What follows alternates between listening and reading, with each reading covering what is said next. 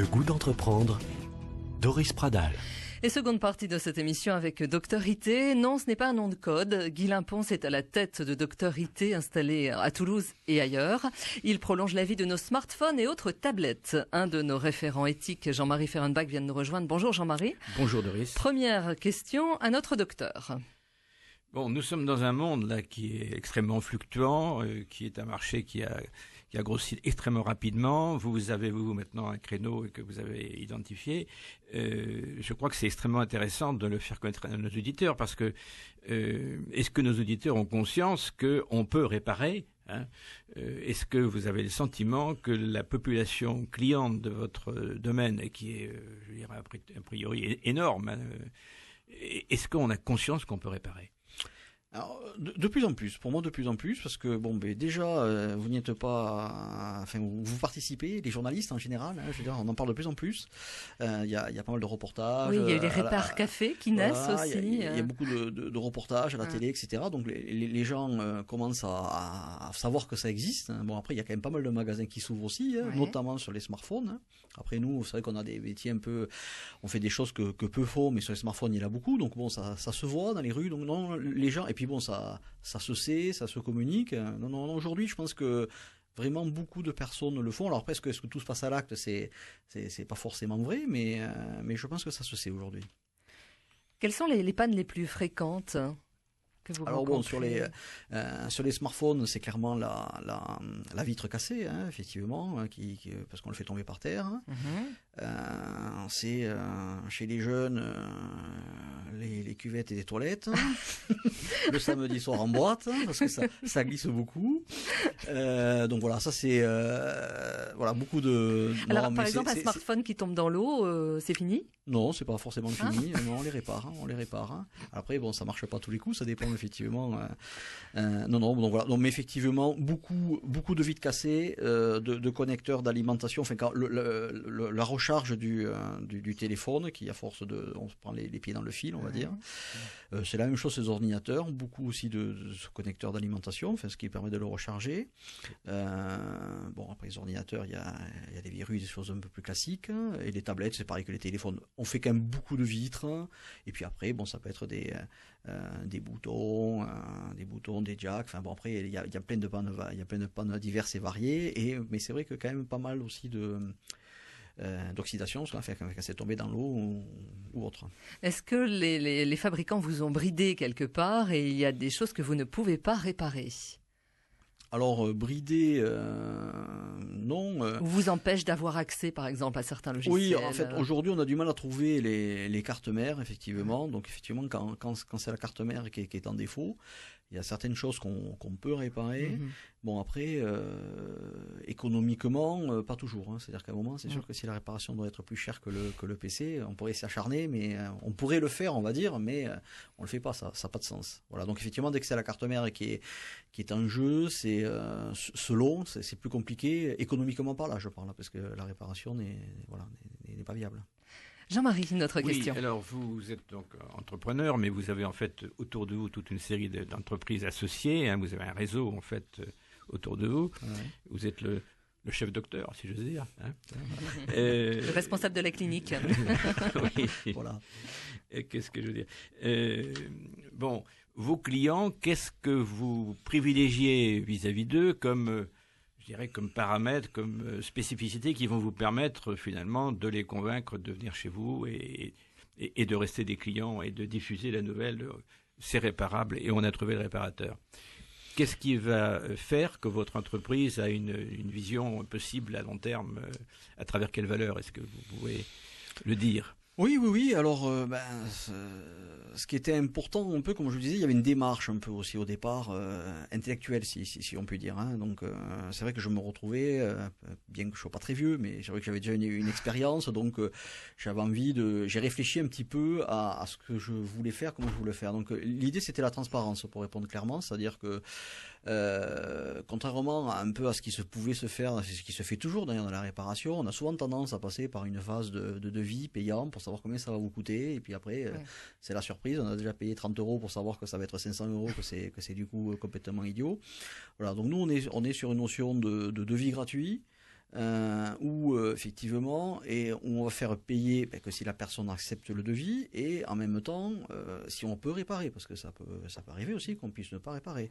Donc après, bon, devis sans ce diagnostic, on va dire, on va pas réparer avant de dire combien ça coûte quand même, mais bon voilà, on a l'habitude, les pannes on les connaît, donc bon, des fois ça peut arriver qu'on puisse être sur des fourchettes, mais voilà, donc ça c'est quand même des valeurs importantes, bon, qui sont des valeurs commerciales aussi, mais qui étaient aussi une volonté de le faire un peu différemment, parce que je pense que ce qui a fait que le monde de la réparation à un moment s'est essoufflé et devenu compliqué, c'est un peu ça, c'est que bon, si on doit payer 30 € pour alors que bon, on sait pas combien ça va coûter, c'est des fois, est-ce que ça vaut le coup ou pas, je pense que ça a changé. Donc nous, c'est vrai que là, ce devis gratuit est une valeur importante. Est-ce que vous vous êtes attaqué au recyclage ? Alors oui, on récupère. Alors ça peut arriver effectivement. Bon alors après c'est vrai que c'est sur certains produits oui. Alors bon nous c'est vrai qu'on a quand même tendance à réparer avec des produits neufs parce que c'est quand même la demande. Ça peut arriver de temps en temps qu'on puisse effectivement récupérer sur des anciens téléphones. Bon après des fois faut voir, il y a beaucoup de nappes qui ne valent pas en fait vraiment très cher, enfin des produits qui valent pas très cher. Donc aller les récupérer. Sur un ancien produit, économiquement, ça n'a pas de sens. Et puis bon, après, c'est pareil aussi. On va pas changer des produits qui pourraient effectivement faire en sorte que quelque part, on prend un risque que dans 6 mois, ça retombe en panne. Voilà, sur une batterie, tout ça, c'est pas des produits. Donc, non, là-dessus, on a encore, on a des progrès à faire là aussi. On a des progrès à faire là-dessus.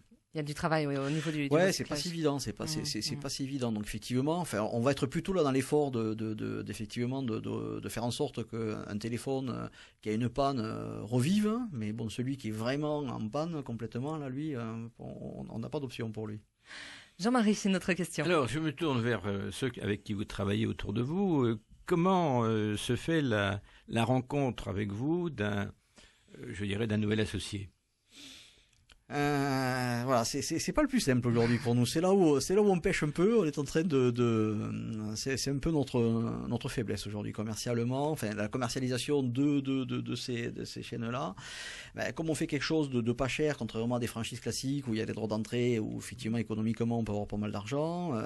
Là, c'est pas le cas puisque en plus on met de l'argent nous. C'est même l'inverse. On n'est pas payé, c'est nous qui mettons l'argent. Donc effectivement, on trouve le bouche à oreille. Bon, à force plus on ouvre de magasins, plus on a d'associés. Bon, ils sont contents, c'est déjà bien, et donc du coup ils peuvent en parler autour d'eux, et donc c'est un peu comme ça que aujourd'hui c'est un peu comme ça que ça se fait. Donc c'est un peu encore empirique si je puis dire. Là on va essayer de passer, maintenant qu'on a un bon réseau, qu'on commence à avoir stabilisé. L'important c'est ça aussi, c'est de pouvoir avoir tous les hommes nécessaires pour bien faire les choses. Et aussi, on n'a pas voulu aller trop vite parce que l'idée c'était vraiment de développer les outils nécessaires. Ce que j'avais un peu vécu, comme je disais un peu sur une ancienne entreprise, j'avais fait une progression fulgurante et avec des erreurs un peu partout. On essayait de pas faire 2 fois les mêmes erreurs. Donc là, c'était vraiment d'essayer d'avoir un socle solide, des outils solides, une structure en Chine pour acheter, parce que bon, les pièces détachées, voilà, c'est compliqué. La Chine, il y a du bon et du moins bon, et souvent plus du moins bon que du bon. Enfin, ils savent tout faire, hein, mais enfin voilà. Faut faire le tri. Et donc ça, c'est une question effectivement qu'il faut. Voilà. Donc là, on a une équipe sur place pour acheter, pour valider, pour faire les sites, les outils, pour qu'effectivement nos associés aussi, qui ne sont pas obligatoirement des gestionnaires dans l'âme, mais qui sont plus techniciens au départ, puissent avoir tout pour bien gérer leur entreprise en autonomie, mais sans faire trop de bêtises, on va dire. Donc c'est important. Vous vous développez en France et l'international ?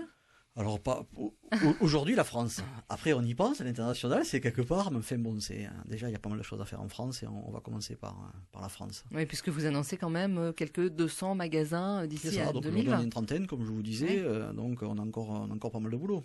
Alors on est nomade aujourd'hui, enfin je dis nous, tout est nomade autour de nous, tout bouge. Le marché de la réparation est donc en devenir. Comment vous le voyez évoluer dans les années qui viennent ? Moi, je suis très très optimiste là-dessus. Effectivement, je pense que on a tous les produits, comme vous dites, sont de plus en plus nomades. Donc, il y en a de plus en plus. Il y a des lunettes. Il y a des choses qui arrivent. Il y a la domotique. Il y a les robots. Enfin, on sait que bon, il y a plein de choses qui sont dans l'étude, les mondes connectés, tous les objets qui arrivent. Enfin voilà, qui sont déjà là. D'ailleurs, on en répare aussi. Et voilà. Tous les jours, il y a des annonces de nouveaux produits électroniques dans la vie. Donc, alors après, il y a des enjeux. Et les enjeux de R&D chez nous, effectivement d'arriver à réparer ces produits. Et c'est un peu quand même notre spécificité, c'est-à-dire qu'on a quand même une vraie compétence technique, par rapport, sans critiquer, mais il y a plein de magasins qui s'ouvrent. Bon, il y a des passionnés sur la réparation de smartphones. Bon, nous, on a un côté quand même beaucoup plus électronicien, où on va travailler vraiment les métiers et développer pour arriver à faire élargir le spectre des réparations. Donc là, pour moi, je pense que pour nous, c'est bien ouvert. Je pense qu'il y aura de plus en plus de choses à réparer. Bon, après, voilà, est-ce qu'économiquement, ça sera toujours intéressant, mais bon, je le pense quand même. Il y a de la valeur dans ces produits, donc du coup, ils ont un coût, et s'ils ont un coût, la réparation est intéressante. Et puis, comme on le disait tout à l'heure, on le soulignait, une ouverture d'esprit de la part des consommateurs, certainement, prise de conscience. Oui, Jean-Marie. Oui, alors vous nous dites un petit peu vers quoi on va. Vous êtes dans un monde effectivement qui bouge très très très vite, mais vous pensez aussi que les consommateurs vont continuer à se dire je ne remplace plus bêtement. Vous pensez que c'est aussi ancré maintenant dans la mentalité? Oui, parce que c'est clairement... non, c'est intéressant parce que bon, c'est dans les jeunes, mais ça c'est normal, on va dire. Oui. Et pas que. C'est-à-dire que nous, vraiment, on n'a pas que des jeunes dans nos magasins. On a vraiment toute tranche d'âge. Donc non, vraiment, aujourd'hui, alors évidemment, les jeunes consomment beaucoup plus de ces produits, parce que bon, voilà, toutes les générations n'auront pas des montres connectées et des lunettes Google sur la tête. Bon, c'est vrai qu'il y en a, on voit pas l'intérêt, mais enfin, bon voilà. Donc la nouvelle génération arrive, utilise ces outils, et donc forcément, les casse, enfin, voilà, on a besoin de les entretenir. Non, honnêtement, pour moi, dans la mentalité, ça y est, on y est, et c'est intéressant. Bon, après, c'est vrai que c'est quand même tracté par une perte de pouvoir d'achat au départ, mais les valeurs, entre guillemets, autour sont là. Les gens ont vraiment envie de pas jeter. Ça, on nous le dit. Merci beaucoup. Et je vous en prie. L'adresse de votre site docteur-it.com. Merci beaucoup Guy Limponce, Docteur IT. Merci à vous Jean-Marie Fehrenbach. Vous souhaitez nous joindre, c'est très simple. Écrivez-nous entreprendre@radioprésence.com.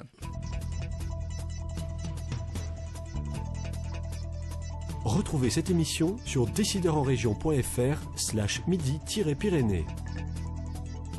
Le goût d'entreprendre, une émission en partenariat avec la Caisse d'épargne, la Banque des entreprises et des professionnels de Midi-Pyrénées.